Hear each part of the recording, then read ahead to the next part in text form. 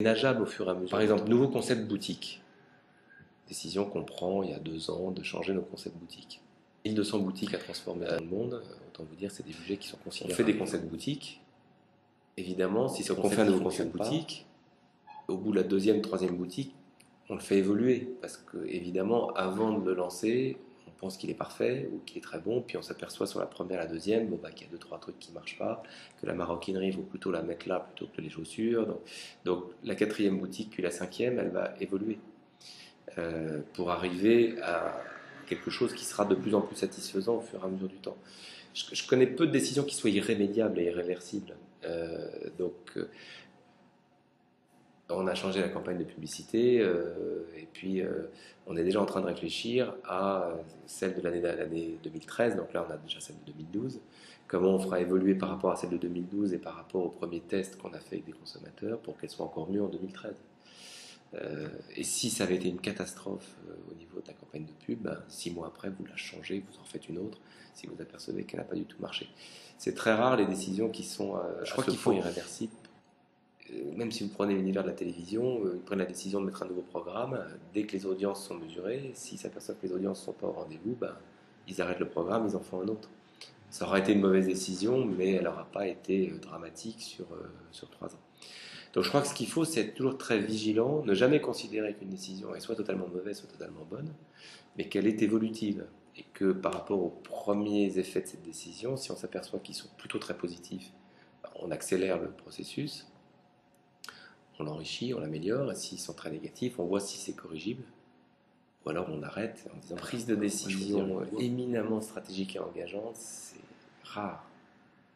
C'est tous les jours des dizaines de décisions opérationnelles qui sont prises et qui aucune d'entre elles ne met en péril la vie ou ne révolutionne. Donc chacune va faire progresser plus ou moins, certaines vont faire un peu de tort et vont faire régresser parce qu'il y a eu une boulette de fête.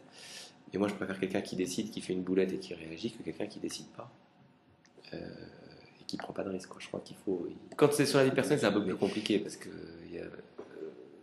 moi, si je prends des exemples sur ce qui a été ma carrière, il y a quelques personnes, 2, 3 bons amis que je considère parfaitement crédibles dans l'univers professionnel, avec qui je discute lorsque j'ai à bouger de l'équipe vers la Coste ou de la pub vers l'équipe pour avoir leur vision.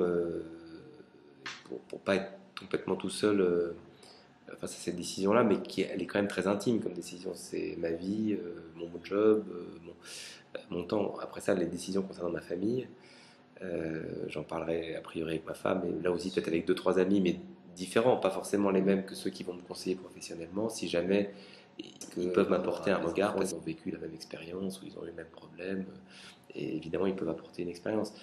C'est sûr que je ne vais pas prendre des décisions collégiales avec mes 4 enfants sur un certain nombre de sujets, notamment avec ma fille qui a 9 ans, je suis sur la question. Toujours le chef qui doit assumer les responsabilités. C'est-à-dire que, pour faire simple, si la décision est bonne, c'est grâce aux équipes.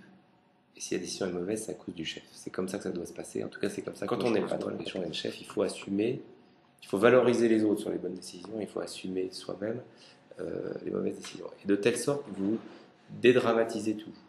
C'est-à-dire que si vous ne faites pas ça, les gens n'osent plus prendre de décisions. Voilà. Le mode de management qui consiste à valoriser les bonnes décisions en disant c'est mes collaborateurs qui les ont prises, c'est très bien, va encourager, si vous êtes le chef, vous êtes de toute façon responsable.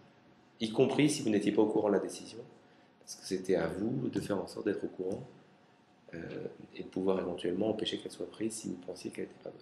Donc, moi, je pense qu'il y a tout à gagner à ce que le plus haut gradé dans la prise de décision prenne la responsabilité de l'échec et à ce que l'ensemble de ceux qui y ont participé lorsque la décision est bonne soient valorisés de cette bonne décision. Et de toute façon, celui qui veut tout le temps tirer la couverture à lui en disant vous avez vu cette décision, c'est moi qui l'ai prise comme elle est bonne, et celle-là, non, elle n'était pas bonne, mais j'étais même pas au courant. De toute façon, celui-là, un jour ou l'autre, il se fait flinguer par tout le monde parce que une entreprise, c'est un collectif. Donc, si vous jouez à ce jeu-là, vous ne pouvez pas y jouer non plus éternellement. Un petit mot pour la fin. Je pense qu'il faut être extrêmement pragmatique et il y a des tas de décisions où, ici, on oublie d'associer une personne qui aurait eu un rôle important parce qu'on oublie. On oublie de mettre en copie du mail quelqu'un qui est concerné, euh, alors même qu'on pense l'avoir fait de façon collégiale, on y interroge tout le monde, paf, tout va très très très très compliqué d'arriver à avoir tout le monde autour de la table. Donc même si on le veut, on n'y arrive pas toujours. Donc en permanence, on est obligé de dire bah, tiens, oui, je crois qu'il y a un tel. On a beau essayer de faire en sorte de mettre des délégations de pouvoir, des organes de décision, de couvrir la mauvaise décision, comme vous l'évoquiez, en disant c'est le chef qui doit. Bon, c'est le monde idéal dans lequel ça devrait se passer. Après ça, il faut en permanence accepter que ce monde idéal n'existe pas. Et il faut donc en permanence, malgré tout, colmater. Il y a beaucoup plus de raisons de ne pas prendre de décision que d'en prendre une. Parce que prendre une décision, on sait que ça va être une démultiplication d'emmerdes, de gens qui vont pas être contents, de gens qu'on va oublier, du fait que ça va marcher ou pas marcher. Et pourtant, le pire, c'est de ne pas décider, parce que les concurrents, pendant ce temps-là, ils avancent, ils décident, ils font des choses, et il faut bien avancer. Aujourd'hui, c'est compliqué à cause de la rapidité, du volume d'informations, du nombre de personnes qui doivent être contactées. C'est pour moi la vraie évolution de ces 10 dernières années, avec la grande internationalisation de tout, avec la rapidité de communication, tous les moyens à notre disposition. Ça a franchement accentué le sentiment d'insécurité dans la prise de décision. Parce que y a une perte de maîtrise en fait. Où est-ce qu'elle va s'appliquer, où ça commence et où ça s'arrête. Parce que là maintenant on est vraiment sur un univers souvent très très très réactif et très important. En théorie oui, parce que s'il y a une majorité de gens qui sont favorables à la décision, plus il y a de cerveaux autour d'une table, plus il y a de chances de prendre une bonne décision si elle est partagée par la majorité des gens. En pratique, j'en suis pas du tout sûr. Je ne suis pas du tout sûr. Parce que quelqu'un qui a une parfaite maîtrise de son environnement, une parfaite connaissance de sa société et autres, peut être quelqu'un tout à fait éclairé et globalement prendre des... Moi, je pense que ce qui est important, c'est d'être toujours capable, lorsqu'il y a une prise de décision, soit de l'infléchir, soit de l'arrêter. Je pense que la clé, c'est qu'une décision ne doit pas être irrémédiable et ne soit pas cause de sanctions si elle n'a pas été au final bonne ou aussi bonne que celle qu'on a estimée.